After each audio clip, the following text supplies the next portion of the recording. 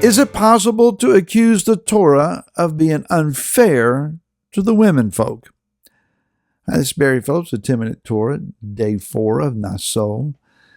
And we are in Numbers or Bamidbar, chapter 5, verse 11 and following. It says, "And Yahweh spoke to Moshe, saying, Speak to the children of Israel and say to them, when any man's wife turns aside and has committed a trespass against him, and a man has intercourse with her, and it is hidden from the eyes of her husband, and it is concealed that she has defiled herself, and there was no witnesses against her, nor was she caught. And a spirit of jealousy comes upon him, that is the husband, and he becomes jealous of his wife, who has defiled herself, or a spirit of jealousy has come upon him, and he has become jealous of his wife, although she has not defiled herself. Then the man shall bring his wife to the priest, and he shall bring the offering for her 1/10 of an ephah of barley flour. He is not to pour oil on it, or put frankincense on it, because it is a grain offering of jealousy, an offering for remembering, for bringing crookedness to remembrance." To continue to read in this section, you will read the details of a ritual that the priest performs at the courtyard gate. In other words, this is in public. This is not hidden behind closed doors. And if the woman is guilty, she dies. It says that her thigh will waste away and her belly will swell. Excuse me. The better understanding here is that her inner organs will basically decay, rot, swell, and she'll die. So defilement will lead to inward physical corruption, which will be fatal. The number one question, however, whenever I have taught this section of Torah, is from the women folk in the audience who will begin to say, but what about the man? He's guilty too. And she couldn't commit this sin by herself, so why does he get off scot-free and she die? Well, according to the sages, who are the rabbinical scholars, they say that whatever happens to the woman also happens to the man, that he too will inwardly swell, rot, and he will die. So the curse is twofold. But what is this saying to us? After all, the Torah is explicit in its decrees about fidelity and faithfulness in marriage, and how that a woman is to be well kept and treated and loved on. She is to be held with honor and with respect in the home, and she should expect fidelity from her husband as well. If a husband strays and commits adultery, the Torah has already dealt with those things, and he likewise is punished. Adultery in Torah is a capital offense. All the participants are stoned. So infidelity here is a very serious, fatal consequence.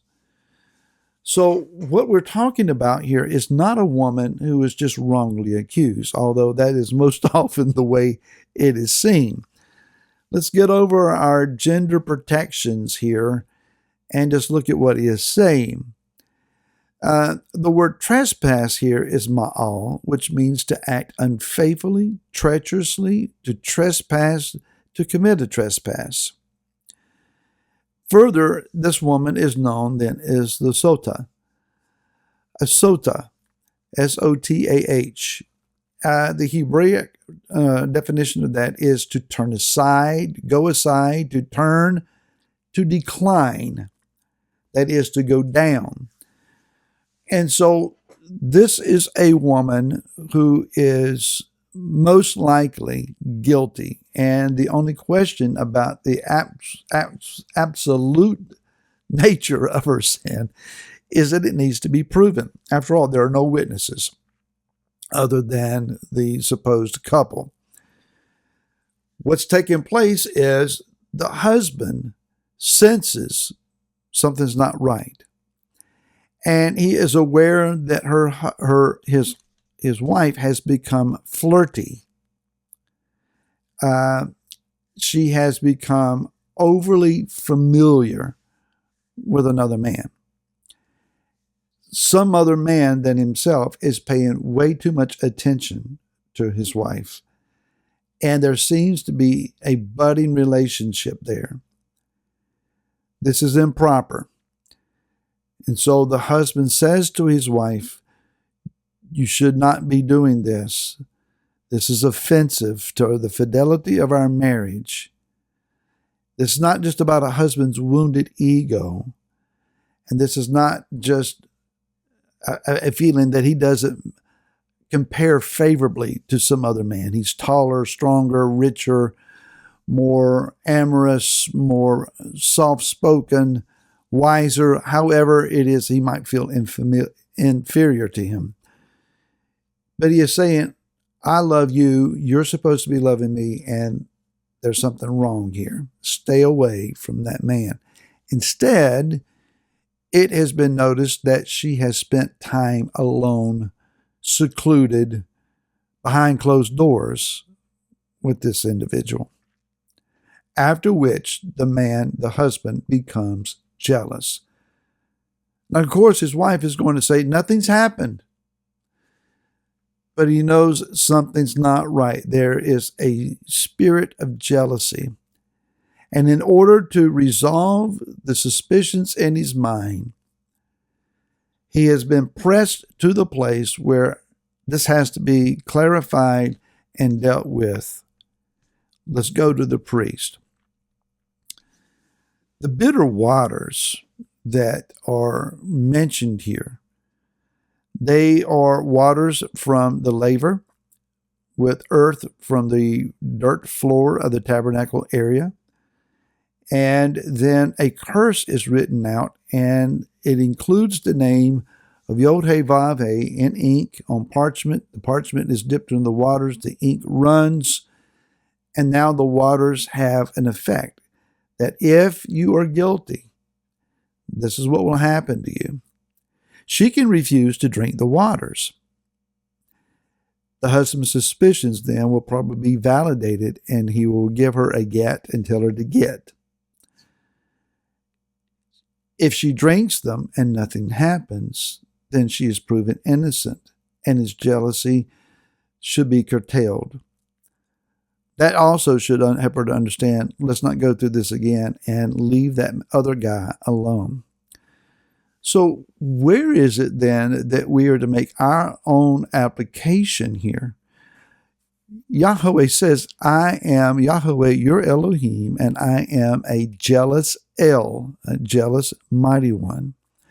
And you're not to have any other gods, images, idols, spiritual relations to compete with me.